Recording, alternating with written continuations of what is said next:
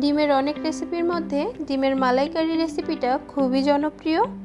এক একজন এক একভাবে এই রান্নাটা করে, তবে আমি খুবই সহজে করে দেখাবো। যারা নতুন রান্না শিখছেন তারাও অনায়াসে করতে পারবেন। ভিডিওটি ভালো লাগলে লাইক এবং শেয়ার করতে কিন্তু একদমই ভুলে গেলে চলবে না। যাই হোক, মালাইকারি যেহেতু নারকেলের ব্যবহার তো করতেই হবে, তাই একটা নারকেল নিয়ে নিয়েছি।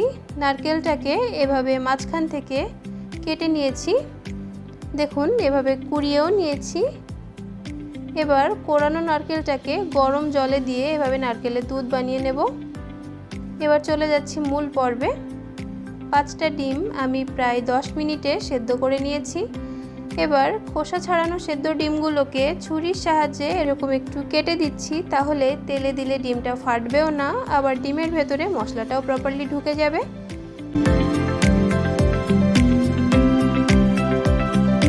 এবার নুন, হলুদ আর সামান্য কাশ্মীরি লঙ্কার গুঁড়ো দিয়ে ভালো করে মেখে রেখে দেব।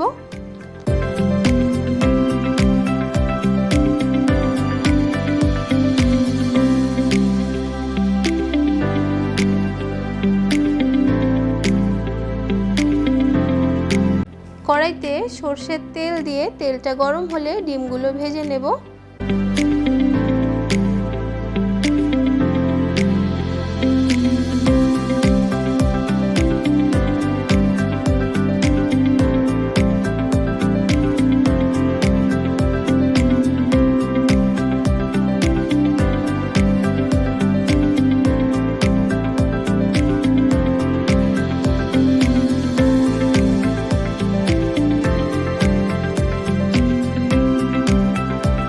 এবার তেলের মধ্যে ফোড়নের জন্য 2টো শুকনো লঙ্কা, গোটা গরম মশলা দিয়ে একটু নাড়াচাড়া করে নেব। সুন্দর গন্ধ ছাড়লে 2টো পেঁয়াজ একসাথে বেটে রেখেছি সেটা একটু ভাজা ভাজা করে দিয়ে দেব রসুন বাটা।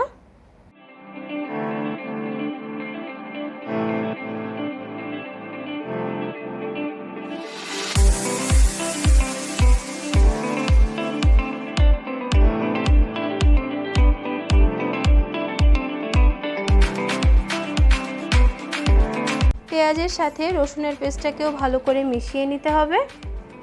এবার দিয়ে দেব স্বাদ মতো নুন, হলুদ গুঁড়ো, কাশ্মীরি লঙ্কা গুঁড়ো, এগুলোকেও খুব ভালো করে মিশিয়ে নেব।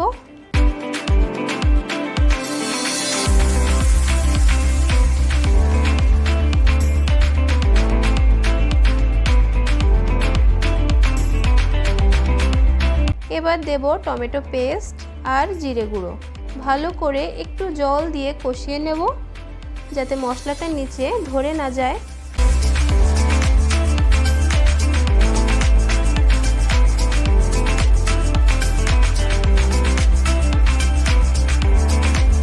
দিয়ে দেব চিনি, কেননা মালাইকারি যেহেতু একটু মিষ্টি মিষ্টি না হলে ভালো লাগবে না।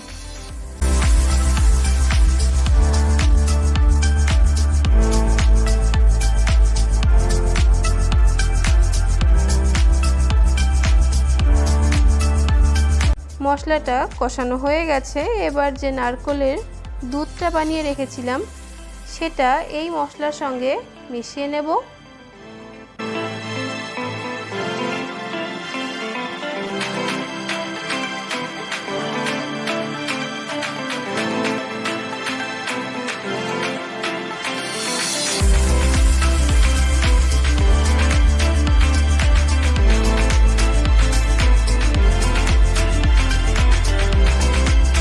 ঝোলটা ফুটে উঠলে ডিমগুলো দিয়ে দিচ্ছি।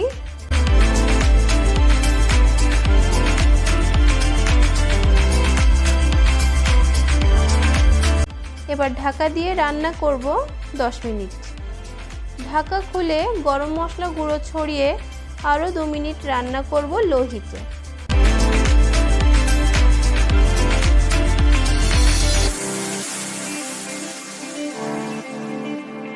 ব্যাস রেডি হয়ে গেল ডিমের মালাইকারি।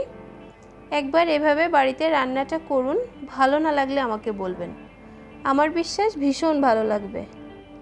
আমার ভিডিও যদি আপনাদের ভালো লেগে থাকে তাহলে যারা ফেসবুক থেকে আমার ভিডিও দেখছেন তারা পেজটাকে ফলো করে নেবেন, আর যারা ইউটিউব থেকে ভিডিও দেখছেন তারা চ্যানেলটিকে সাবস্ক্রাইব করে নেবেন। আজ এ পর্যন্ত, দেখা হচ্ছে আপনাদের সাথে নেক্সট ভিডিওতে। ততক্ষণ সবাই ভালো থাকবেন।